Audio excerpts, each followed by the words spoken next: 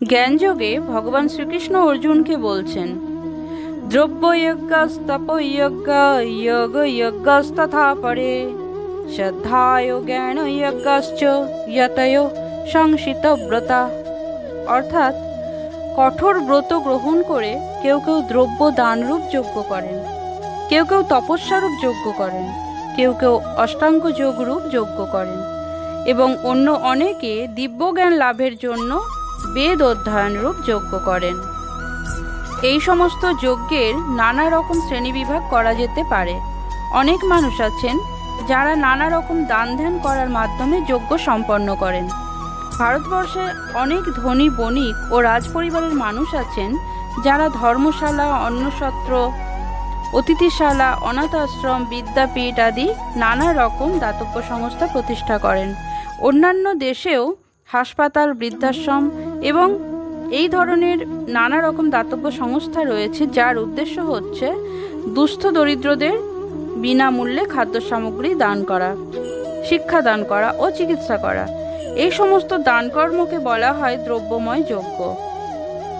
অনেক মানুষ আছেন যারা উন্নততর জীবনলাভ বা স্বর্গারোহণ করবার জন্য স্বেচ্ছায় চান্দ্রায়ণ ও চাতুর্মাস্য আদি ব্রতের অনুশীলন করে থাকেন।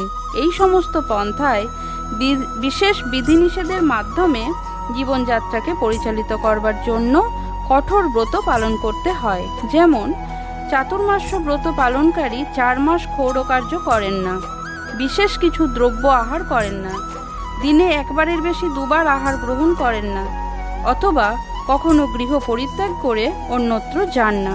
এভাবেই সুখ স্বাচ্ছন্দ্য পরিত্যাগ করাকে বলা হয় তপময় যজ্ঞ। কেউ আবার সমস্ত পবিত্র তীর্থে ভ্রমণ করেন। এই সমস্ত ক্রিয়াকে বলা হয় যোগযজ্ঞ। অর্থাৎ এই জড়জগতে বিশেষ ধরনের সিদ্ধিলাভের জন্য যজ্ঞের অনুষ্ঠান করা। আবার অনেকে আছেন যারা নানা রকম বৈদিক শাস্ত্র, বিশেষ করে উপনিষদ ও বেদান্ত সূত্র বা সাংখ্য দর্শন পাঠ করেন। এগুলিকে বলা হয় শ্রদ্ধায় যজ্ঞ বা অধ্যয়নের মাধ্যমে যজ্ঞ সম্পাদন করা। এই সমস্ত যোগীরা শ্রদ্ধা সহকারে বিভিন্ন প্রকার যজ্ঞে নিয়োজিত থাকেন এবং তারা উচ্চতর জীবনের অভিলাষী। কিন্তু কৃষ্ণ ভাবনামৃত এই সমস্ত যজ্ঞ থেকে ভিন্ন, কারণ তা হচ্ছে পরমেশ্বর ভগবানের সাক্ষাৎ সেবা। উপরোক্ত কোনো প্রকার যজ্ঞের মাধ্যমে এই কৃষ্ণ ভাবনামৃত বা ভক্তি যোগ লাভ করা যায় না। তা লাভ করা যায় কেবল ভগবান ও তাঁর শুদ্ধ ভক্তের কৃপার ফলে। তাই কৃষ্ণ ভাবনামৃত